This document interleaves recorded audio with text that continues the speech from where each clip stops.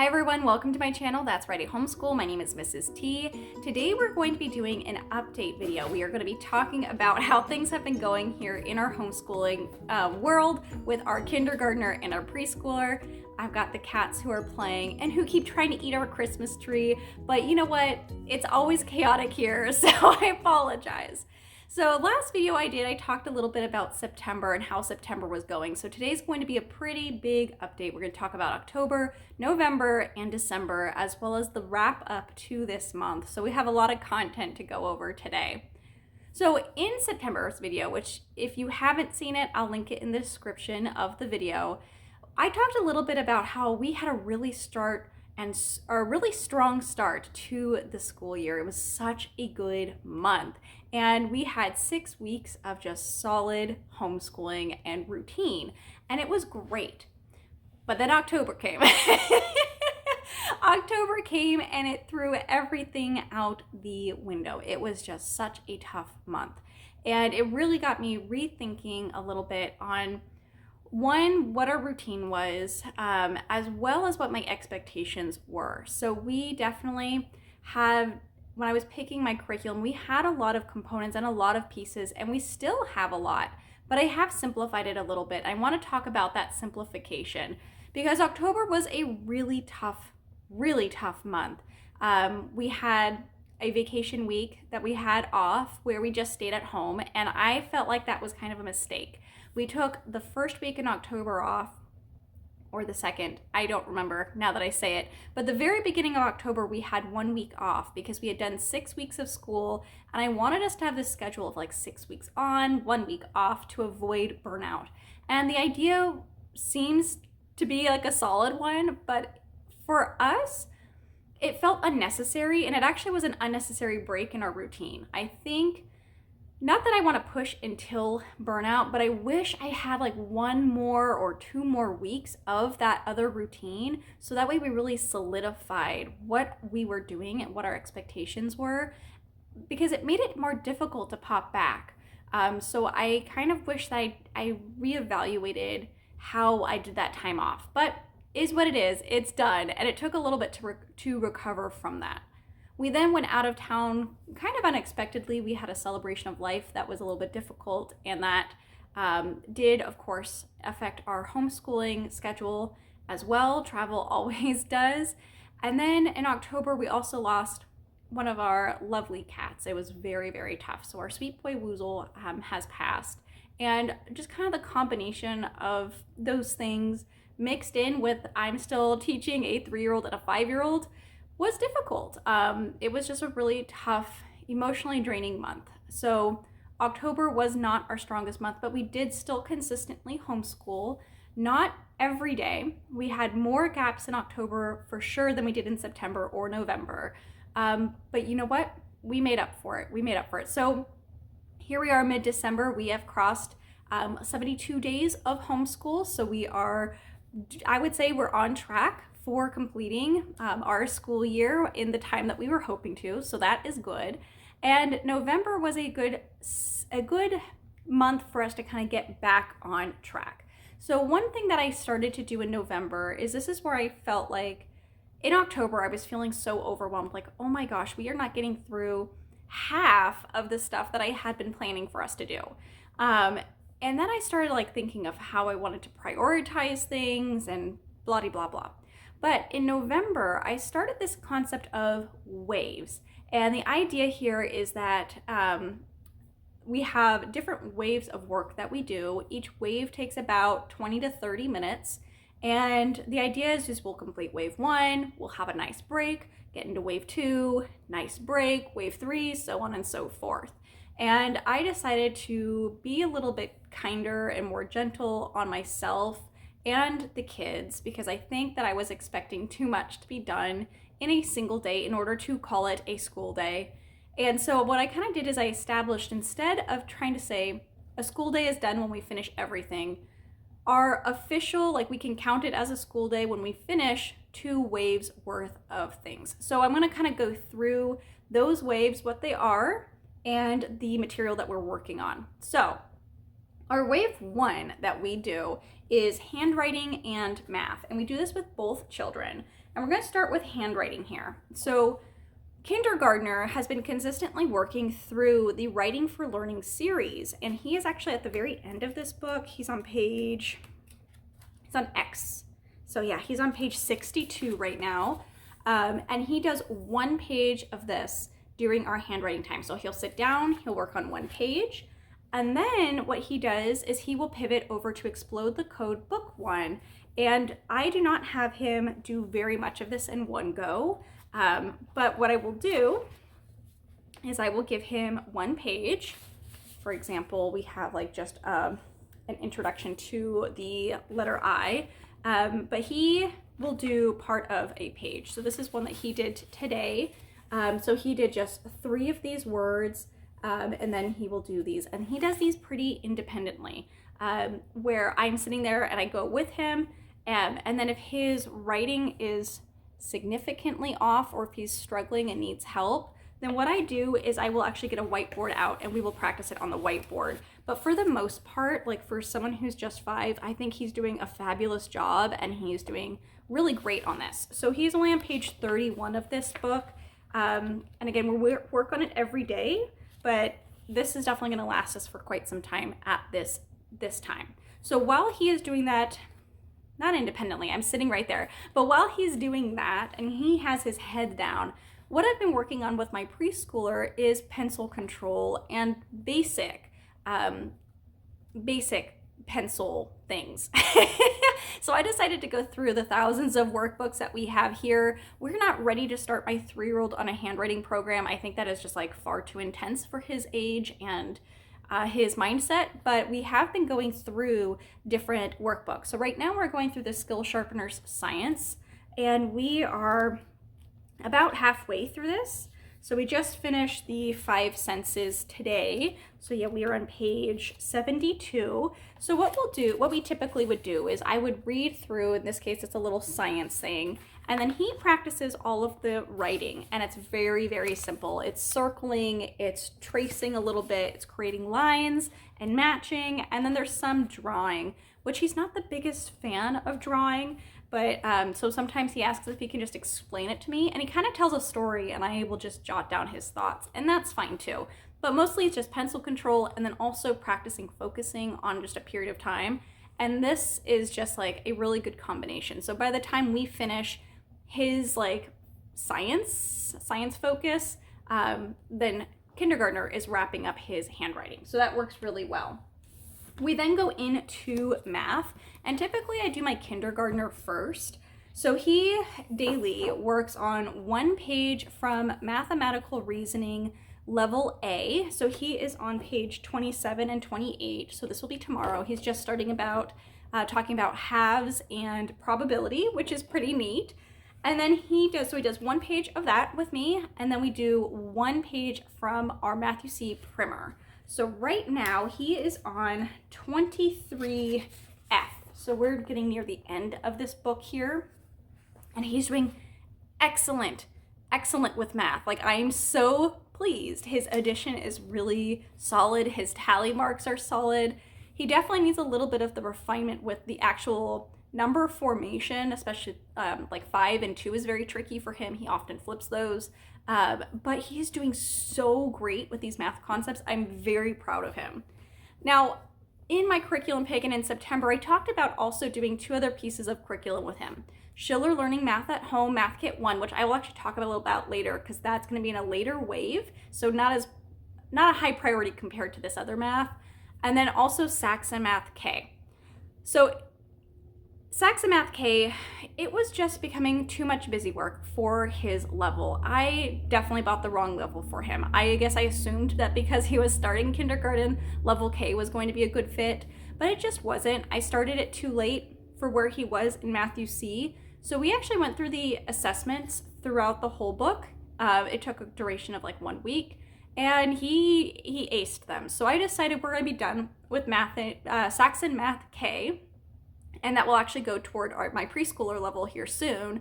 And I think we're just going to stick right now with Matthew C and Mathematical Reasoning. And when we go into the next level of math, you see, I think at that point I'm going to evaluate Saxon again to see if we sprinkle it back in. But right now we're not going to continue my kindergartner with Saxon. He was just above the level that we had purchased. And he's getting such a rich math exposure right now, I don't feel like we need to supplement. Now, preschooler is going through mathematical reasoning. He's on beginning 2, and he is partway through, almost halfway. And this program is working great. This is his only math. And some days we do like a single page. We're really focusing on something that's a little bit more difficult for him. And other days he gets through like 5 pages. So we're making our way pretty slowly through this book. But we do really enjoy mathematical reasoning on both levels. So that is wave 1. Okay, so now let's take a look at wave 2, which we were just about to do it. So I had to grab the content.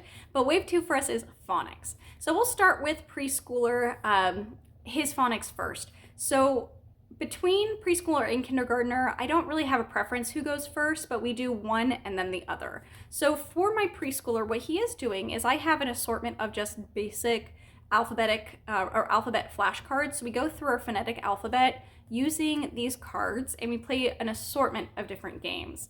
Like where I might slide the cards and he has to say the sound and slap them. That's always a big hit. We have different like I Spy based on like clues. So I'll say like, moon, mouse, and he has to find the letter that makes that sound and find that. So there are a bunch of different games that we play, and that's really enjoyable. The other thing that we use with him is Hooked on Phonics. So he just finished level 1 just the other day, Monday, I don't know, a couple days ago. He finished level 1, so we're in level 2 right now. And level 2 is going really well. So what we do is we pick one single day. Here's just a random one, or one single spread, I should say. So each day we'll get a single spread, we'll get like a focus of a letter, and then again, you're just kind of solidifying some of the different words that start with that letter sound. So it's just kind of like an additional highlight where we hone in on one specific sound. So we have our flashcards and we have that. And then for him, the last thing that we do is Elemental Phonics Level 1. So I pull out on a little clipboard here, and I put in the lesson, and we just do one single page. And yesterday, you guys, my 3-year-old hit lesson 20, which is the first time that they're doing actual words. And he read his first words yesterday, and like with ease, and it was so amazing. It was such a good feeling, you guys. I immediately called my mom, and it was like, we had him read it. It was like bat, mat, hat, cat, that kind of stuff, and he just did really well. But we go through here, and he just will do one of these. Now, if he struggled, we will repeat that lesson again until it's not really a struggle anymore. But we do really, really, really like Elemental Phonics Level 1. We used it with kindergartner before, and now we're with my preschooler, and it's working well. So that is his phonics. And then we would pivot over to like a kindergartner's phonics, which right now we are still on All About Reading Level 1. We are at the end of lesson 20, which is working on the SH, like the sh sound. We did go through the TH sound, or sounds, plural, and that went really well. So my kid is officially reading 4-letter words, which is exciting. Fish, dish, than, thin, all those kind of things. And it's going really well. It's a very good fit for him. Now, a single lesson in All About Reading for my kindergartner can take a week, sometimes more and sometimes less. I try not to do too much at one go because I do find it to be a little bit overwhelming for him if he feels like he's sitting for long periods of time. But what I try to do is I also supplement a little bit with Hooked on Phonics. So he is on level 3. And the reason why I picked him to be on level 3 is because he has already gone beyond this with All About Reading. However, it's a really good confidence booster. If we have a really difficult lesson, or if yesterday's was a difficult lesson and we're reviewing today, to help kind of boost his confidence, I pull out Hooked on Phonics and I let him feel great about the content that he's reading, because this is definitely though he's already kind of he's past this, but it's really good practice, and practicing it and kind of going through this program makes him feel good about himself. So we have been working on that. He's about halfway through level 3, but our priority is definitely all about reading. So all about reading is his phonics. So that is wave 2. Wave 3 is, oh wait, no, that's not just wave 2. We also have our read aloud. So we always finish, once the second kid finishes with phonics, we do our read aloud. We are at the tail end of the Dragons of Blue Land right now. And since the last update, we have finished My Father's Dragon, Just Beyond the Very, Very Far North, and then also Elmer and the Dragon. And then we also finished an ungodly number of Magic Treehouse books. We did the audiobooks through like number 34, I think. I'll put the full number on here. We also listened to Winnie the Pooh. We're almost done with the second book in the Winnie the Pooh series. And we also finally finished Anne of Green Gables, which was a very sad ending, but we really did like that book as a family. But we do our read aloud time where mom is reading. And honestly, there have been times where the attention span is not the greatest. So instead of picking up a novel, I will pick up picture books. So I will say like, okay, you each grab your favorite picture book that you want to read, and I pick one. And we spend the same amount of time reading, but just the reading is very important. So mostly we do try with novels, but that's, especially in October. October was just like, it wasn't the best. We needed more picture books, and that was fine. So that is our second wave. Third wave is only French, and we have been struggling with getting French done. This has definitely, like in September, this was probably one of our strongest subjects that we were doing. Now it's just not. And the reason why is I feel like October, again, kind of threw a monkey wrench at us, and I struggled with re-implementing. I felt like I was doing French, but we were missing things like phonics or math. And so when I was deciding the waves, I thought it made sense to have this be the third priority, but this does mean we don't get to it every day. So we are still using the Les Loustiques program. We are doing a project that's part of Unit 1. We've spent a lot of time reviewing Unit 1 and really taking our time going through that, and it's been solid, but it is definitely takes us a little while to get through it. And then we do also supplement with Muzzy and Mickey Mouse Clubhouse in French that we do watch, though we don't watch that every day, but we do try to get some of our listening practice in. So that is French, not our strongest right now, but we have every intention of closing that gap. Okay, so then we have our wave 4. Now, wave 4 for us is either going to have more or less a right-brained day or a left-brained day. So it kind of flip-flops. So some days what we do is we work through our Exploring the World Through Story Level A, tied with our Core Knowledge, History and Geography for kindergarten. So right now we're on book 2, which is about Native Americans. And I also do Studies Weekly, like their mental health, their health and wellness magazine. We're on week 13, I believe, of that. And that would be like a bundle for the fourth wave. So we do not always get to wave 4. We probably get to wave 4 twice a week. But that is currently like, all right, we're going to tackle wave 4. This might be a whole little bundle, and it's going well. We have dropped off a little bit from Jacob's Ladder. I talked about this in September. It was going really well, but it's just so much more intense than I wanted at this point in time. And I found that my kids, like between Exploring the World Through Story and Jacob's Ladder, they had a clear preference, and they still do. They love when I pick this up. So there's like no hesitation. There's no pushback. The discussion questions in here are perfect for both of them, and they kind of feed off of each other, so it works really well. So we are still loving Exploring the World Through Story. We have paused Jacob's Ladder, mostly because I'm short on time, but this would be our next wave, and we do really enjoy this. an alternative to that would be kind of more of our math and science. So this is where we throw in Schiller Learning Math at Home, Math Kit 1. We are on lesson number 47 right now. So on the day that we're going to be doing more of the science-y and additional math, we will pull in a couple of lessons, 1 to maybe 2 or 3 of Schiller Learning, and that is going well. And then we were doing BFSU, Building Foundations of Scientific Understanding, and that was going well.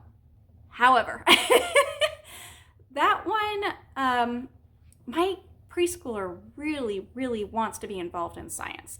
And my kindergartner is having a little bit of a hard time focusing on building foundations. And I think part of it has to do with how I was approaching it. I also wanted something that was a little bit more open and go. And I really, really, really liked Core Knowledge's history and geography, how they set up their teacher guide. So we just got this from Core Knowledge. We are going to start their kindergarten science and pause BFSU. I think that the depth of it is very good. I really, really liked what we've done so far, but it does take a lot more prep on my part. And then also just balancing 2 kids. And then also when we were going through this period of time of just really hard, it definitely just kept falling. And I think having a little bit of an easier grab and go kind of deal works for me. So I did actually buy the physical books because I don't have an easy way for the kids to look at it while I'm looking at the teacher guide. So that means that we're going to be starting with pushes and pulls, but we'll be doing also like the needs of plants and animals, changing environments, weather and patterns, 5 senses, and they also have something about computers. I thought was pretty sure there's a computer one that came in as well. So really looking forward to this. This is going well, and something that we also add on this day is coding. So my child picked out, he wanted to learn coding. This was one of the things, my kindergartner, this is one of his personal interests was coding. So we did add in coding, and he is doing really well. He's focusing on Blockly, and we go through code.org, and it's going really well. Both my preschooler and my kindergartner enjoy it. Preschooler is definitely, I mean, he does it because he wants it. His brother is doing it, and it's going well, but it's mostly for kindergartner. So we are doing a little bit of that computer time as a family, and that's been very enjoyable. He is loving it, and that is like the end of the 4th wave. Now, something I just want to kind of highlight that we have been pulling out is this workbook. This is the Curious George Adventures in Learning. So what I've been doing occasionally is this workbook is something that I got through Book Outlet, I believe, and it is amazing. It is meant for pre-K for 4 to 5, but my 5-year-old is more advanced than some of the content, but other bit of the content, like for example, I just actually opened up to a perfect page here, like this writing is great practice for him, but like counting to 5, my kindergartner knows how to do.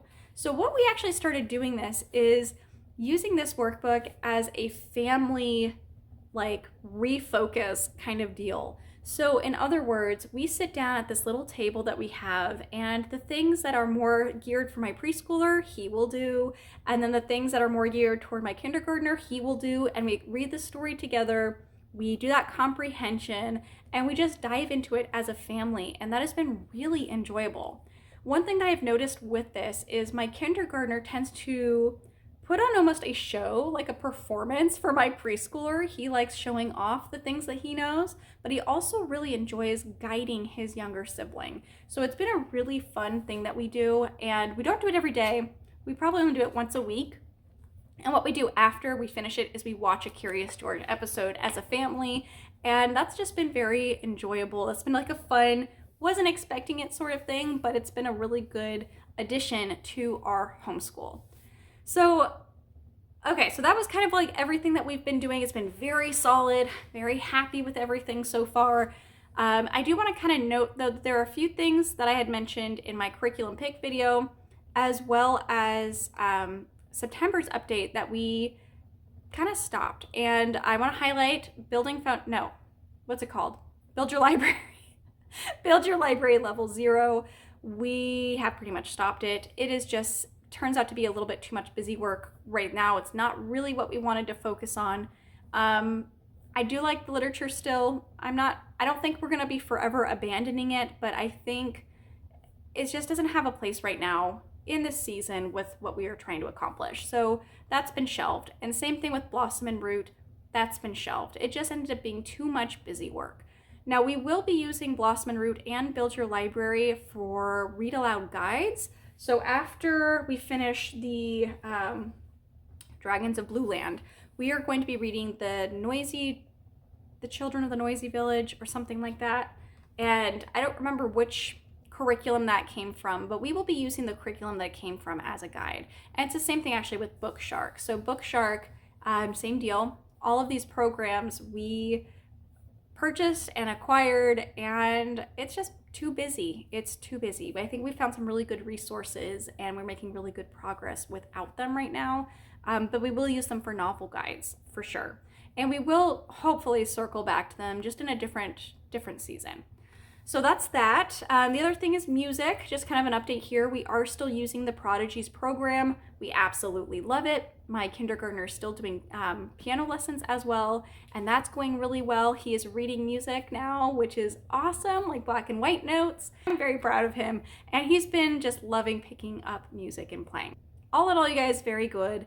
It just has been another period of learning for us. Now, the rest of December, we are actually we have a couple of days that I feel like we have to make up still because of October, and I don't really want to stop a groove for too long. I feel like that is kind of what caused October to kind of happen. So what we are going to do is we're going to pretty much be pushing through. We will not be doing school on Christmas, and there are a couple of days up to Christmas where we're doing some Christmas celebration. We actually have 3 different groups of friends that we are going to be meeting with. So those days will be shortened school days, but we are still going to do hopefully wave 1 and wave 2 on those days.